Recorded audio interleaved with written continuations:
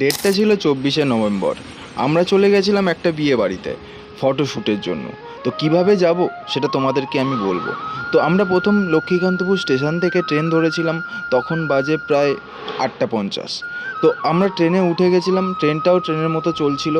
বাইরে বেশ ঠান্ডা ছিল, কিন্তু আমাদের ভিতরে অতটা ঠান্ডা লাগছিল না, কারণ আমরা ভিতরে বসেছিলাম। আর চলে এলো আমাদের সুভাষগ্রাম স্টেশন। তো আমরা সবাই নেমে গেলাম, মানে আমি আর কাকু দুজন মিলে নেমে গেলাম সুভাষগ্রাম স্টেশনে।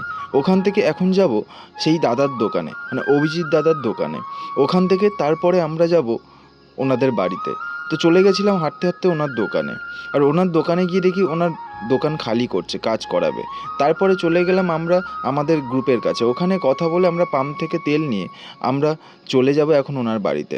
আর আমার বেশ ঠান্ডা লাগছিল, তাই টুপিটা পরে নিয়েছিলাম। চলে গেছিলাম ওনার বাড়িতে। তখন বাজে প্রায় রাত 10টা। তো আমরা তখন আলোচনা করছিলাম কালকের কিভাবে সেট আপ হবে, কী কী ক্যামেরা যাবে, সব কিছু নিয়ে আলোচনা হচ্ছিল। কি চার্জ ছিল না, চার্জ করাতে হবে, সব কিছু আমরা ওখানেই করছিলাম। তারপরে খাওয়া দাওয়া সেরে আমরা ঘুমাতে যাব। তার আগে ক্যামেরাগুলোকে পুরো রেডি করে চেক করে আমরা পুরো প্যাক করে রেখে দিয়েছিলাম। কি বলো তো, এখন তো বিয়ের সিজন শুরু হয়ে গেছে। আর তোমরা তো জানো, অলওয়েজ ভালোবাসা ক্যামেরা।